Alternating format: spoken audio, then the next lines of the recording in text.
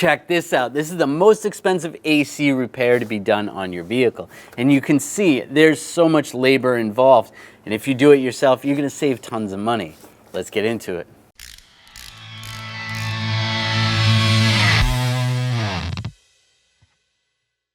This is the Evap core. This is the part of the AC system that actually cools the hot air down, and it's located behind your dash. If you need one of these for your vehicle, make sure you get that at 1aauto.com. Before you rip your car apart to get to the Evap core, you obviously have an AC problem. There's some other things you should check first. When you have AC problems, normally it means that you have an actual AC leak, and there's some tools you can use to try to find those leaks.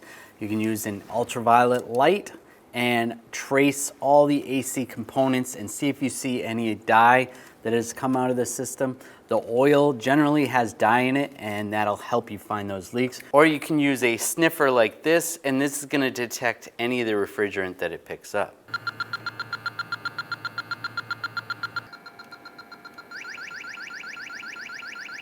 Sometimes it is pretty obvious, like if you have a condenser that has a severe leak, maybe there's a stick poking right through it, and you can see the oil stain even without any special tools, or even the bottom of a compressor. If it's leaking badly enough, you'll see oil coming out the bottom. Provided you didn't find any leaks anywhere else in the AC system, the refrigerant's gotta be going somewhere, so the next likely thing to check out is the Evap core. Right here in the heater box is where the Evap core is located.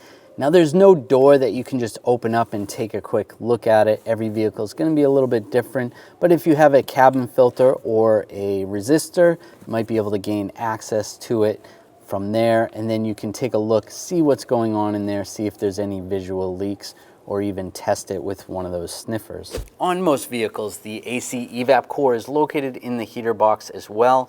So you need to have the AC refrigerant recovered from a professional before you even start this job.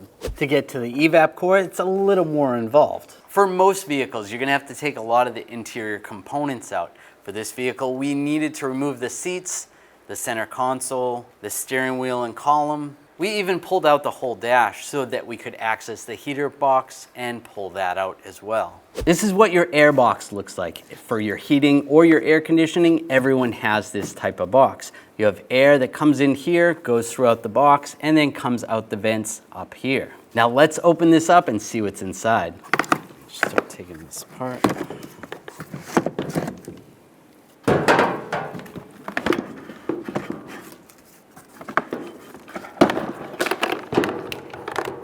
Here we have the heater core. This is gonna make the air hot. Here we have the Evap core. This is gonna cool the air down. On your vehicle, the airflow is gonna come in here, go through the blower motor. It's gonna go through the Evap core to cool the air down, and then it'll go through the vents if you're cooling the air down. Now, when you need heat, this little door moves, and then the airflow is gonna go through the heater core. It's gonna warm the air up, and then go back out to your vents. You can see the Evap core here. You can see all these pine needles and debris. This is generally why Evap cores fail. You have all this junk in here causing corrosion, causing buildup, and that's gonna cause holes in the core, causing them to leak, and that's why your AC doesn't work. Now, when you're diagnosing your AC system, the Evap core is most likely the last thing you wanna look at. You wanna check and make sure there's no other leaks because there's so much labor involved with replacing it. One of the hard parts about inspecting this is while it's in your car is how do you see this? And you can see that there's a resistor right here. If we take the resistor out, then we can see it. And if this is leaking extremely bad, the AC oil dye is gonna drip down, and you can see where the drain is. And this is the drain that goes to the outside right here. And you're gonna see AC dye in that drain. You can either check in the drain, or you can put a little cup underneath and collect any of the condensation and see if there's any dye in that. That's a good indication that you have a leak. One of the ways you can prevent having to replace your Evap core is by replacing your cabin filter regularly. In some vehicles, they make kits where you can actually add a cabin filter to a vehicle that doesn't have one, such as this. And you can get those at 1aauto.com. And with the new one, slide that right in, put the top on, and put it all back together. And then after the heater box is all set, the procedure to put it back together is reverse of taking it apart.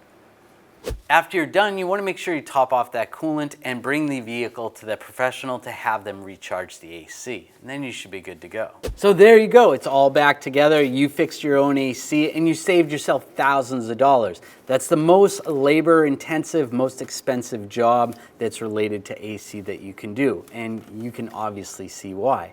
So if you need those parts, make sure you get those at 1aauto.com. If you enjoyed the video, make sure you subscribe to our channel, ring the bell, turn on all notifications so you don't miss any of our videos. And this is the part of the AC system. This is the Evap core. This is the part of the AC system.